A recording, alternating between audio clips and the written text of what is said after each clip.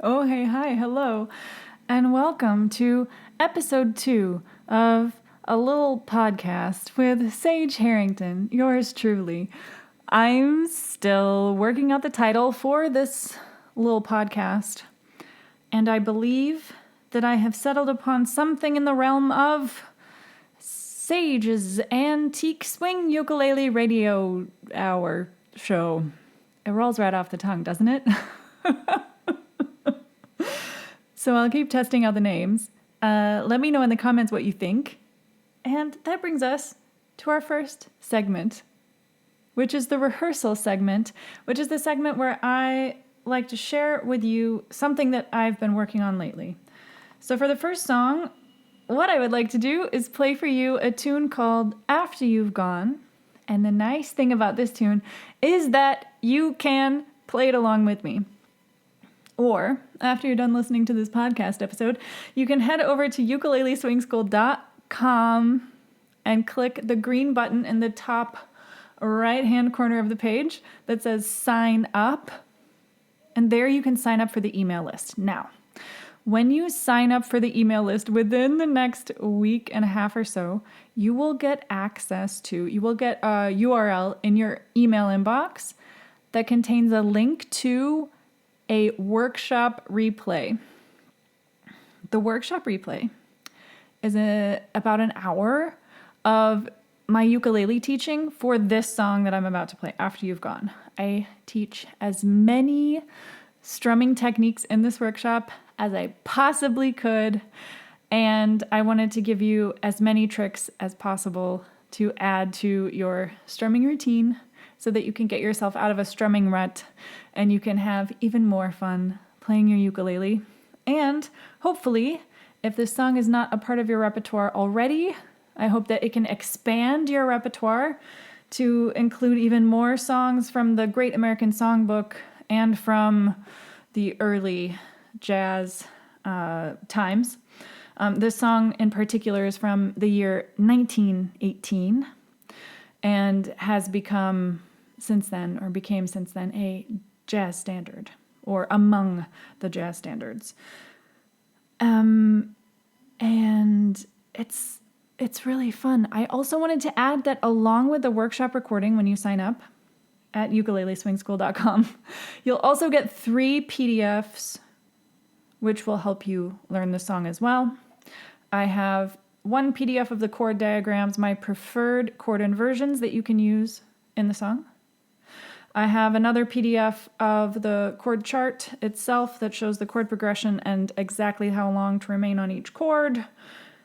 And then I have the third one, the chords and the lyrics, which are lined up super accurately and help you line up the vocals with the strumming, which is so important. I'm going to take a sip of water and then play for you this song, After You've Gone.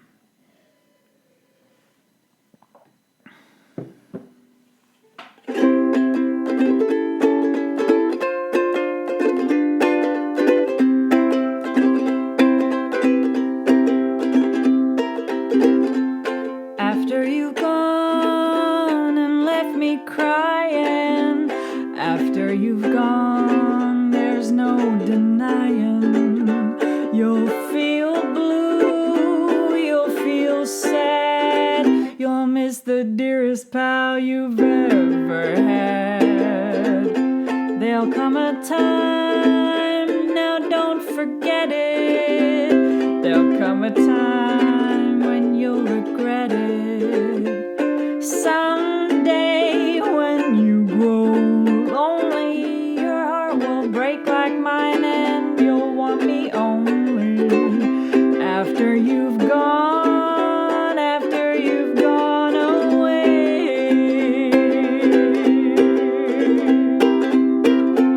Da-dum-ba-do-do, dee-dee-dee-da, dee-dee-da.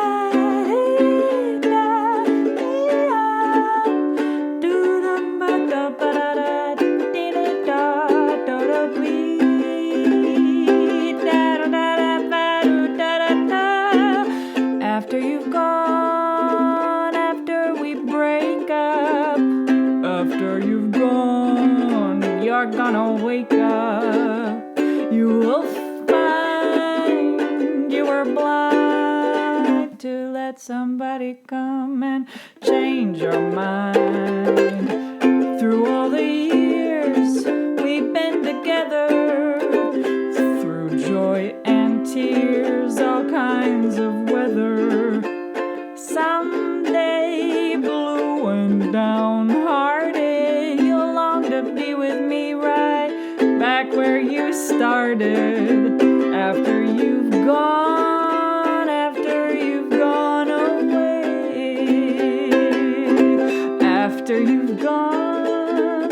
After you've gone away.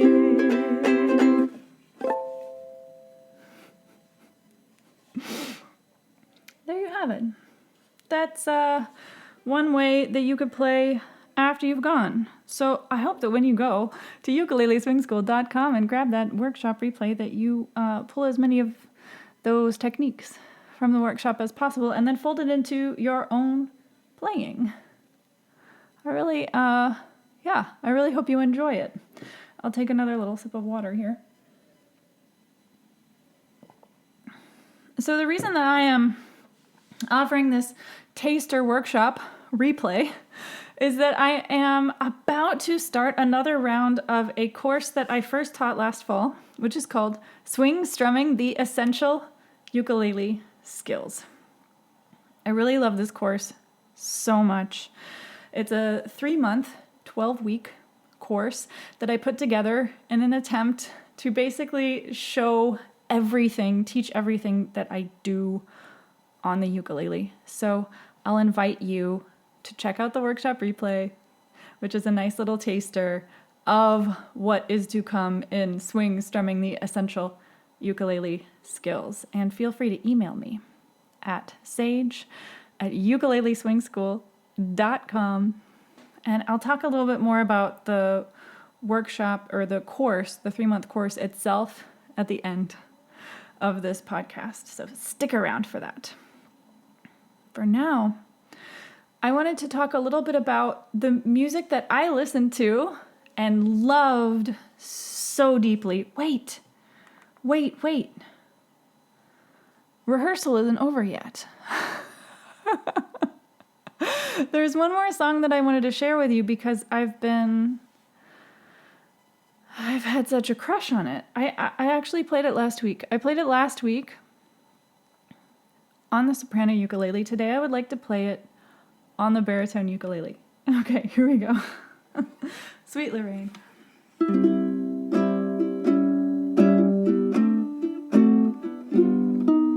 I just found joy. I'm as happy as a baby boy with another brand new choo-choo toy. When I'm with my sweet Lorraine,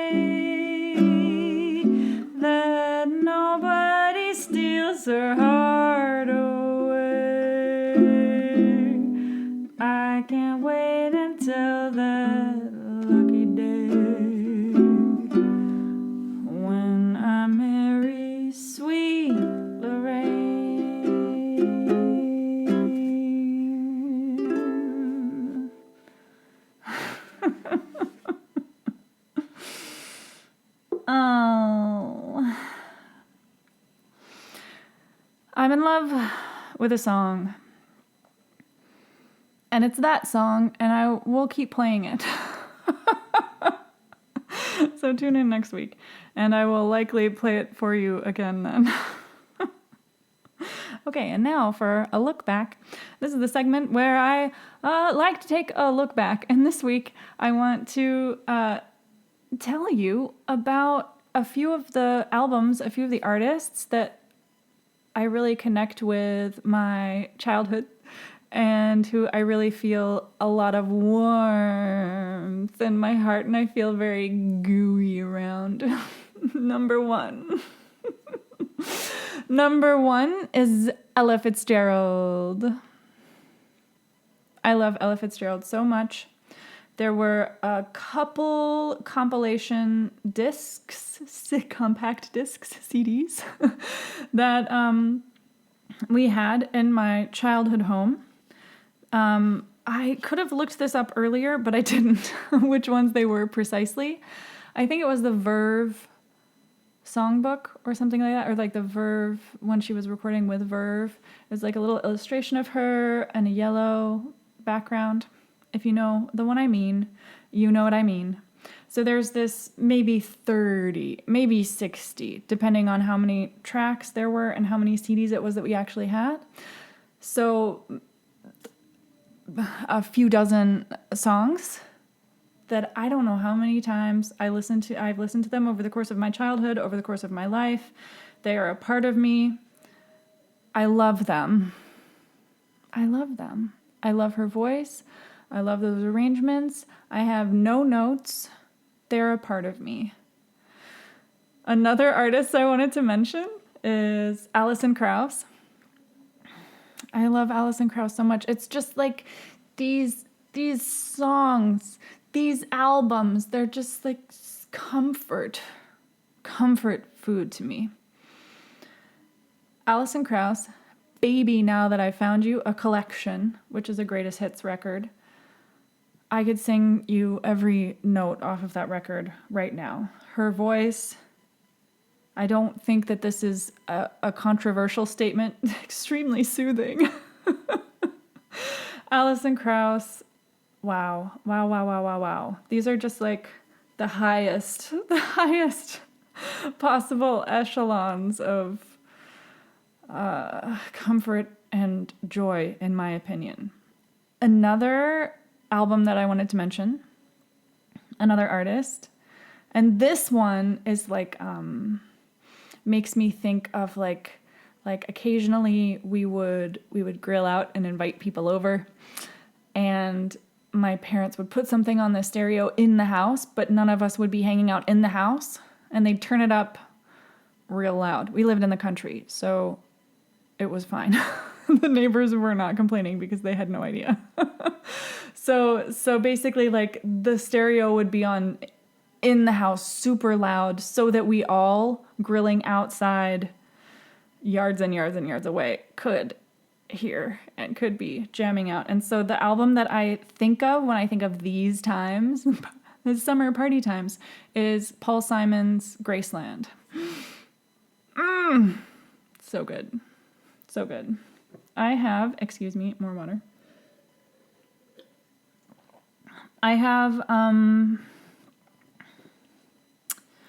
You Can Call Me Out. Is that the title of the song? I can call you Betty. Betty, when you call me, you can call me out. You can call me out. I have tried to cover this so many times on the ukulele. I have not found a way that feels as satisfying to me as just listening to Paul Simon's recording.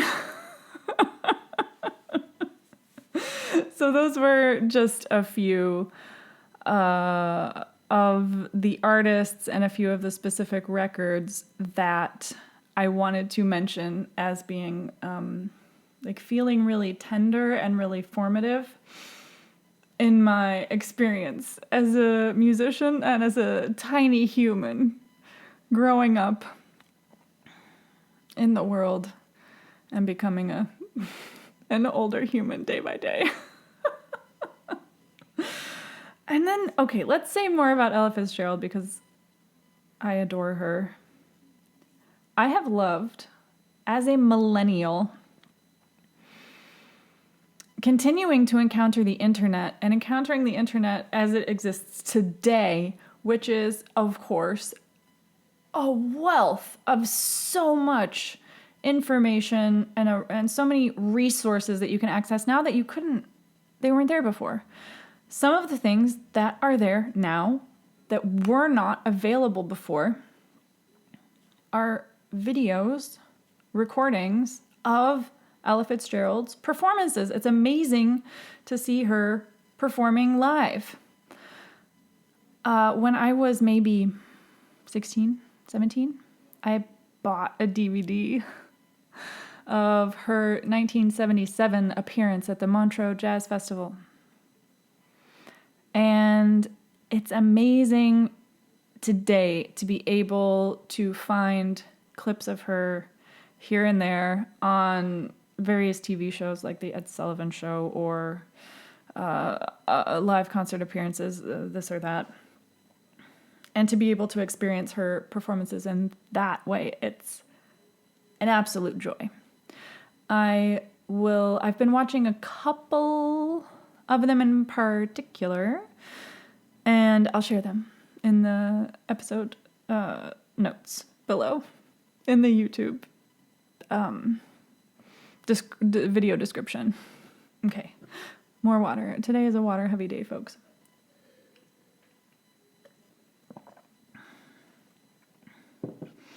Before I move on to the next segment, I wanted to take a moment to acknowledge the fact that I am a white lady. I am a white lady in love with jazz. I am American. I was born in the US.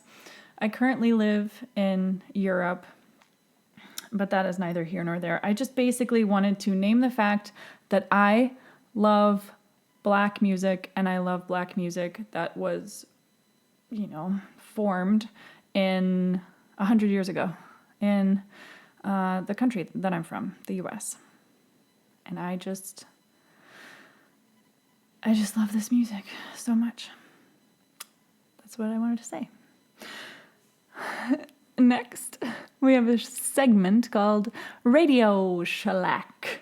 And because I wish actually that this could just be a straight up radio show where I select tracks to share and then play them for you. But I actually don't know if that's possible to do that. I have a feeling that YouTube would just scrub the songs out of any video that I would upload. I'm not 100% sure.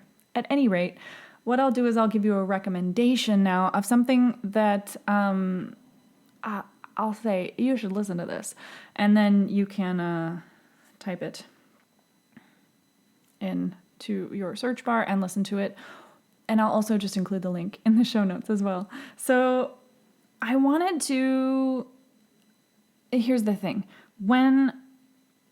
For some reason... I think it's just that I play the ukulele and I like jazz. That is why I want to play jazz on the ukulele. But when you're looking at recordings of jazz standards or the songs that became jazz standards, songs that are from the Great American Songbook, songs that were written in the 1920s and 1930s, I was going to say by white people, sometimes by Black people as well. There are typically not ukuleles on those recordings, but when you go to Hawaiian music that was recorded around the same time, you can find ukuleles on these recordings, naturally, of course, because the ukulele was an instrument, of course, that is a Hawaiian instrument with Portuguese roots. Not to get into the whole thing right now, but basically I was just wanting to be listening to more recordings from the 1920s, from the 1930s that contain ukulele. I have something for you. The song that I have for you is My Little Grass Shack in Kalakakua, Hawaii by Soul Hoopy's group. And the name of the group is escaping me. I'm so sorry, Remco. I'm apologizing to Remco Ukulele Zaza right now because I know that Soul Hoopy is his favorite artist, favorite musician of all time, and it's a big letdown, I'm sure, to hear that the name of his group is escaping me, and I'm sure he's yelling at his YouTube screen right now. It's the, I won't even try. I'm going to link it down below. It's beautiful. I love listening to ukulele music, especially when it was recorded 100 years ago. It's so cute. It's so cute. Ah.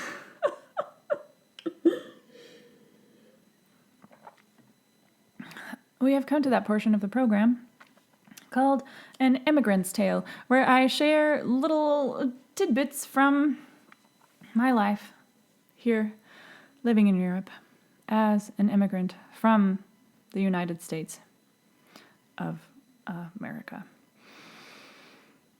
The thing I want to talk about today is the unexpected inversion of two different musical acts and the general feelings about each of them. This is just like one small culture shock for me. One tiny culture shock. Coming from the US, ABBA is typically seen as, I don't even know how to say. Basically, a lot of Americans don't like ABBA. I love ABBA. I was the founding member of a group called Albuquerque, having lived in Albuquerque, New Mexico, for many years. And this group is still playing to this day. You should check them out. They are a lot of fun. And the name is great. I say that because I came up with it. Okay, so anyway, ABBA is kind of controversial in the US. A lot of people just think it's like too much or distasteful or tacky or like something. I'm not sure what they think exactly because I don't exactly agree with them. In Europe, my sample size is small. This may not be true for everyone. This may just be true for the small sample size of a handful of people that I've had this discussion with, but it was repeating enough to where it started becoming a pattern. The thing that I don't understand about Europeans, let me just make a sweeping statement, is that they don't like Ella Fitzgerald. As you can probably tell, because I think I've talked about Ella Fitzgerald in 100% of the episodes of this podcast. First one, of course, was last week. This is a bad take. Not liking Ella Fitzgerald, I think it's a bad take. I'm personally offended by people not liking Ella Fitzgerald. Here's the thing. I feel pained even talking about the details of why people might not like Ella Fitzgerald because I have a very tender heart. And there's a part of me that is weak. And I can't handle it. I can't handle anyone attacking something that is so close to me. I take it too personally. But here's what they've said. I'll try to explain. What they have said to me is that she's too perfect. They have told me that it's like too in tune, it's too accurate, it's too, I don't even want to say sterile because I don't believe it. You didn't hear it from me, folks. I said none of these things. I only think that these are good things. So yes, this is one small example of the culture shock experienced by a white lady immigrant musician coming from the US, feeling the familiar scorn directed at ABBA, and then feeling completely disoriented when ABBA in Europe is almost universally, or completely universally in my experience, beloved. I have no problem with this. But then being faced with people having any criticisms of Ella Fitzgerald's musicianship or musicality, I cannot abide by it. I'm not strong enough. I'm just not strong enough, folks. I'm just not strong enough. Now, for the last segment of the show, I would like to do a little bit of promotion for my upcoming course, Ukulele Swing. Oh, it's called Swing Strumming, the Essential Ukulele Skills. And in it, there are 12 lessons over the course of 12 weeks. And in those lessons, I sequentially and gradually and in a logical fashion that makes it easy as possible to pick up and to learn all of these techniques, teach all of the techniques that I use on a daily basis as I play swing tunes, as I play Great American Songbook tunes, as I play novelty tunes and old jazz tunes on the ukulele. So I'm a singer. I love strumming the ukulele and playing it as a support for my vocal arrangements. And I like things to be a little bit fancy, so I like giving a little bit more oomph, a little bit more body, a little bit more heft to my arrangements. And so this is what I teach in Swing Strumming, the Essential Ukulele Skills. I want to give you as many tools as I have. I teach almost everything that I know how to do in this course. So I'm just wondering, is there something else that I wanted to say there? I'll take a sip of water and then see.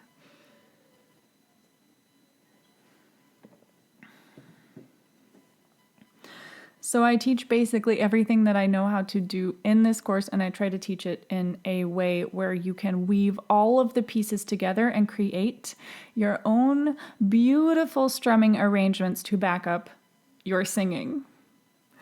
So the next thing that I wanted to say is that there are two primary components within the course, two primary ways that the content of the course is delivered to you. So one of the ways is through the weekly lessons, which is short format video, 5 to 10 minutes long, the videos are. And so there's short videos that are delivered to you at the beginning of each week, along with a little bit of information about the exercises themselves, how to do them, and how to, most importantly, fold the exercises and the techniques into a particular song. So every technique that I give you every week is folded into how do you actually use this in a specific song. So those are the pre-recorded elements that I wanted to tell you about. So there's 12 weeks of lessons, and with each of those 12 weeks of lessons, there's 12 jazz standards, 12 Great American Songbook classics, 12, what else could we call them? Vintage jazz, fun, amazing tunes that I love to play and that I want to share with you. The other main component of the course are the live workshops. So the live workshops are 90-minute meetings that happen over Zoom. And the first one will be on May 6th. So the course opens on May 5th, 2025. And that's when the first weekly lesson will be delivered to you. Then the first live workshop is going to be on Tuesday evening, European time, May 6th at 7 p.m. Central European time. If that time, you check out a time zone converter if you live in another time zone, or if that time slot doesn't work for you, then you can send me an email, sage@ukuleleswingschool.com. Let me know what the deal is, and I am open to adding another workshop time if that workshop time slot does not fit for you. So what will we be doing in the workshops themselves? Oh, I'm so glad you asked. So what happens in the workshops themselves is that we'll go through in real time the material that I've presented in the pre-recorded lessons, and that will give you a time or the space to come to me with any questions that you have, play a little bit for me if you would like, and then we can work through all of the material together. Let's see. What else do I want to say about the course? There's also a community component to the course. So there's a WhatsApp group that you have the opportunity to join so that you can share your own performances with me privately or to the group as a whole for feedback in between lessons and in between workshops. I absolutely love the Ukulele Swing School community. We are so fun. We are so supportive. We are so loving and kind and generous with our praise and our feedback. So all of this is to say, I am so excited about the next run of swing strumming, the essential ukulele skills. I really, really hope that you join us. If you have been playing the ukulele for a little while and you love jazz tunes, if you're a singer, if you feel like you're in a strumming rut, like your strumming is just so-so, it's falling flat, it's not very exciting, I would love to give you all of my tips, all of my tricks, all of the fun little, what do people call them? It's escaping me. A fun little doohickey here or there. Twiddly bits. That's the word that I was looking for. Come to me. I got you twiddly bits here.